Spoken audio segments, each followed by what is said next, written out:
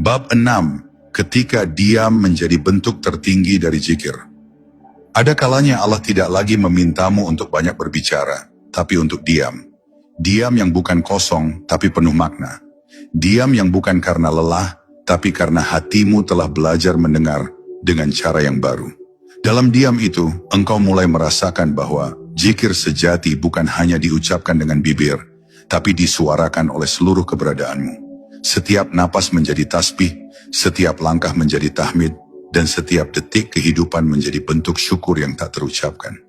Inilah fase di mana keheningan menjadi tempat Allah bersemayam paling dekat, tempat di mana suara dunia tak lagi mampu menembus kedamaian batinmu.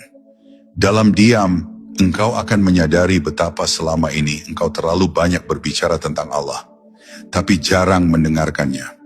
Engkau memohon, mengadu, meminta, tapi lupa menunggu jawaban yang sering kali datang, bukan dalam kata, melainkan dalam rasa tenang.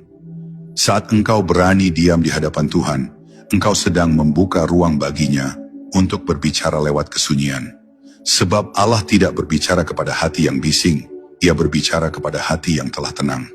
Itulah sebabnya para wali dan arif billah begitu sedikit bicara, karena setiap diam mereka sudah menjadi zikir, setiap pandangan mereka sudah menjadi doa.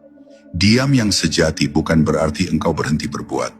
Justru di dalam diam itulah lahir kesadaran yang lebih tinggi, tindakan yang lebih tulus, dan kebijaksanaan yang lebih jernih.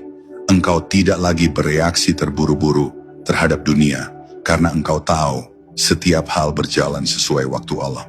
Engkau tidak lagi ingin membuktikan apapun kepada manusia, karena engkau hanya ingin menjadi saksi atas keindahan kehendaknya. Dalam diam, engkau tidak kehilangan arah, melainkan justru menemukannya di setiap sudut kehidupan yang dulu kau anggap biasa. Namun, diam ini bukan untuk semua orang. Ia adalah anugerah bagi mereka yang telah selesai dengan keinginan untuk didengar.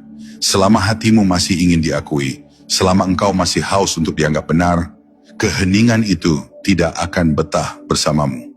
Tapi ketika engkau mulai menikmati sunyi, menikmati kesendirian tanpa merasa sepi, maka itu tanda bahwa Allah sedang berbicara lebih sering kepadamu.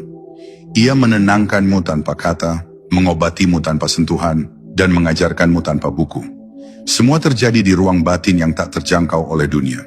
Dan ketika engkau telah sampai di titik ini, saat diammu lebih berisi daripada kata-kata, saat hatimu bergetar tanpa suara, saat setiap hembusan napas terasa seperti salam dari Tuhan, maka ketahuilah, engkau sedang berada di kedalaman laduni yang sesungguhnya. Sebuah kedalaman yang tidak bisa dibagikan, hanya bisa dirasakan. Diam itulah zikirmu, tenang itulah doamu, dan sunyi itulah tempat Allah bersemayam paling indah dalam dirimu.